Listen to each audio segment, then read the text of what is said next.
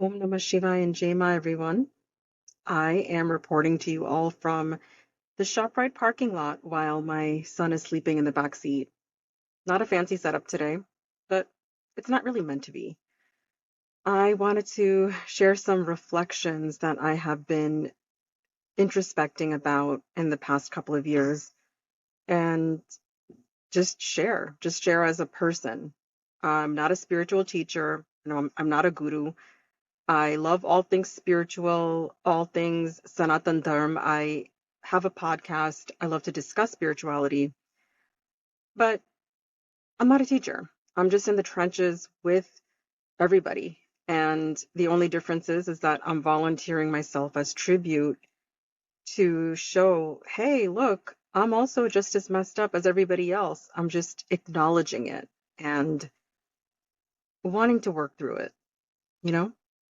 So that's part of what I wanted to discuss and also to address a DM.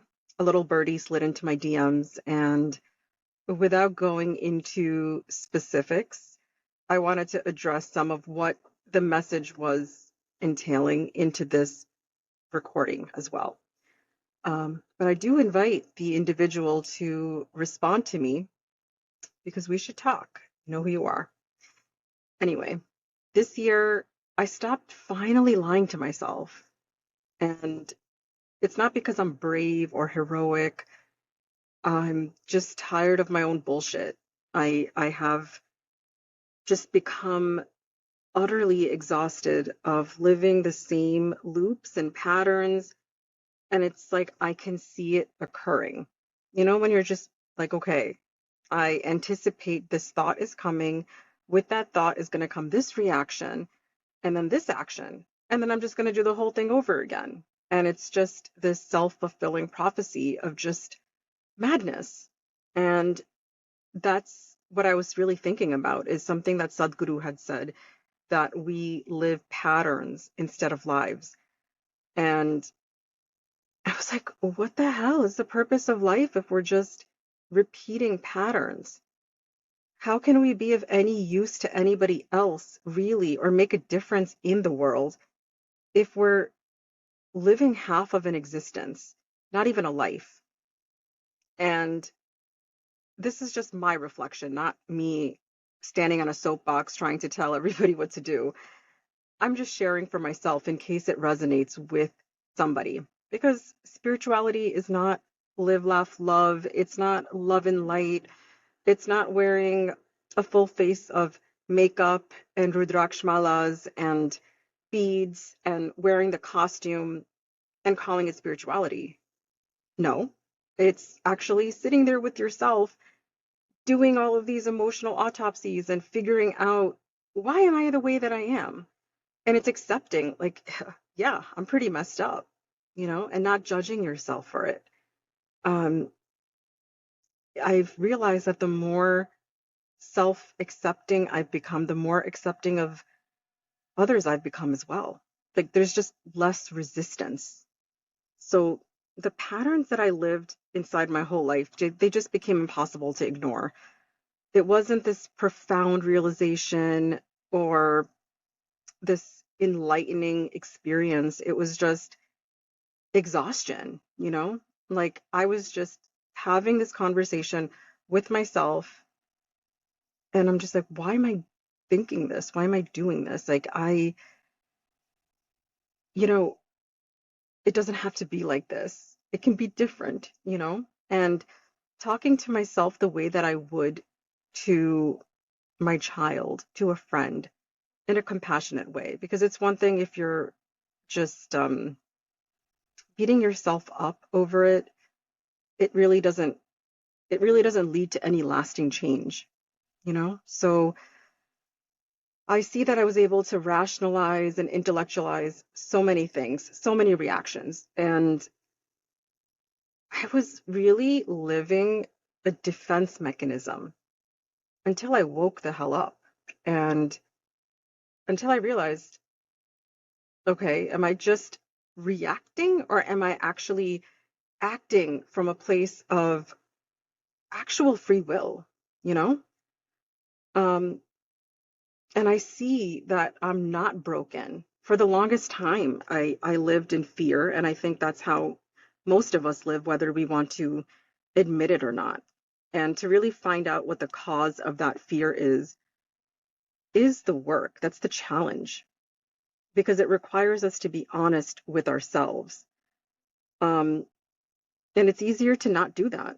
I could see why people don't want to do that. It takes it takes a lot of energy and accountability to really sit there and see yourself as the common denominator in all of your life experiences. It's easier to villainize somebody else, easier to blame somebody else and have a common enemy, but that doesn't really lead to any lasting change. So for me, I realized that my fear was rejection. It was a fear of being seen too clearly, fear of being alone, fear of not gaining approval or validation, fear of failure, and I was able to spiritualize it away and just rationalize all of these fears and still live in them and still repeat the same roller coaster loops again and again. I even believed myself. And looking back, I can see that the loops were not meant to imprison me. It was meant to illuminate the illusion that we are living in. It's the Maya. For me, it taught me vairagya. It's teaching me discernment in being able to respond to my thoughts and choose my thoughts the way that I would choose anything else. And it takes a lot to get there. And I attribute so much gratitude to my gurus, Vinitaji and Shraddhaji. Thank you for letting me go on and for not giving up on me. So I was able to dissolve some of that fear. And it's a lifelong thing. It's not something that just goes away after a meditation or after some kind of spiritual epiphany. It's a lifelong process. It's actually sitting there doing the sadhana and showing up. And I am one of those people that just wants to do it all. And my gurus will even say, like, Shama, you want to do it all, I get it, but you have to first do the preparatory things. It's like actually sit on the asana, do your sadhana, sit with yourself. And I'm just like, I want all the mantras, I want all of it. I just want to, it was just like I was spiritually hoarding the way that I would in any area of life where it may not be materialistic, but it's still doing the same thing in a different category. So I was like, okay, I have to sit with myself. I have to understand and connect with myself. In doing so, I was able to dissolve so much shame, and I was able to gain relief. It's like seeing myself clearly and realizing, okay, I was carrying all of these bricks my whole life. I never had to. And now I'm finally putting it down. And realizing that no one is responsible for my feelings or my life. And I had to mourn that truth because it was easier for me and for many to blame external circumstances, people, because it helps to justify our existence, because it's easier to remain in the familiar loop than it is to take the risk of doing something different that may be better for us. So I had to mourn that truth before I could live with it. It took something from me, but what it took was an illusion. And what it returned was myself, my authenticity. So nothing that's entered my life has been wasted. And I felt so down for so long about failures and decisions and so many other things. And I just want to normalize that because I think that a lot of people don't discuss that part of spirituality, of the part where you are not kind to yourself, the part that you're not in touch with yourself. And it's because we want to have that perception of we have our shit together, but nobody has their shit together. We're all full of shit to some degree. And I realize now that I'm like, nothing in my life has been wasted. Whatever failures or perceived failures, loss, confusion, all of it shaped me, even when it made no sense at the time. Even when I fought it, even when I tried to spiritually bypass it or to love and light my way past what was asking to be felt. Because I realized what parts of us remain unseen, we end up just moving through life like ghosts. We breathe, we function, we perform, but we're not fully here. We're not fully present. And presence can't be outsourced. So before we try to heal, guide, rescue, or correct, or even be there for another, we have to be willing to meet ourselves without flinching. It's the courage to know who you are and live from that place. What actually makes a difference in the world. Because if we're constantly chasing our own tails, trying to outrun ourselves, when the hell do we ever have the balance to truly help another, understand another, and make a real difference if we're not doing that for ourselves?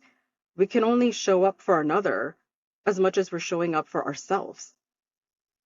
So I speak about spirituality because it's not because I have all the answers. I don't. It's because I'm willing to be seen while I'm still learning. I'm willing to be seen while I'm falling and getting back up. I'm not a teacher. I'm not above the work. I'm in it, messy, unfinished, honest, and realizing now that the darker parts of me were never enemies. They were never meant to be stifled or hidden away. They naturally softened once I stopped trying to exile them. So now my patterns are fully visible now, without the need to defend them or to turn them into an identity or into shame or guilt. I I feel gratitude for all of these experiences actually, because it's really ultimately what wakes me up from the illusion, from the Maya. And again, I feel so much gratitude for my gurus who don't give up on me as I move in circles and return again. Um, it's it's just so profound to be able to be in that witness consciousness and not take yourself so seriously. And having that compassion and acceptance for myself allows me to extend it to others as well. And yeah, so this year I stopped lying to myself.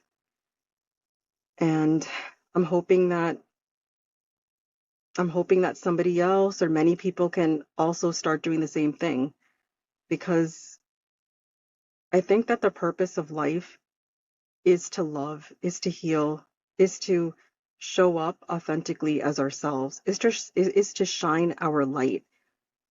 And how do we do that if we don't know who we are and if we don't accept ourselves? And after lying to myself, I was just like, okay, enough. I'm tired of my own bullshit.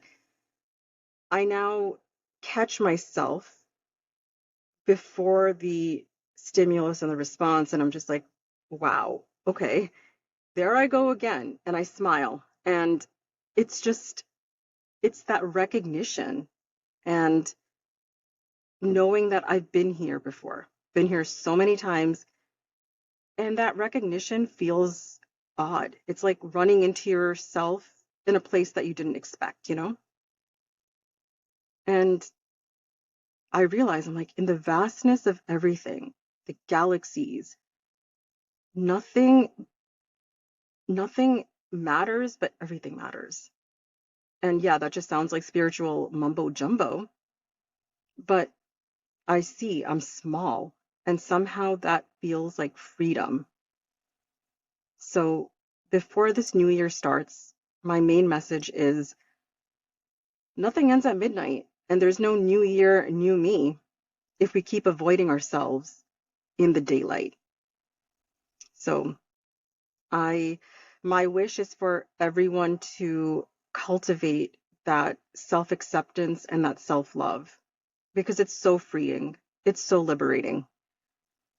And I want to thank Mahadev for the strength to see myself and stay. Om Namah Shivaya and Happy New Year, everyone.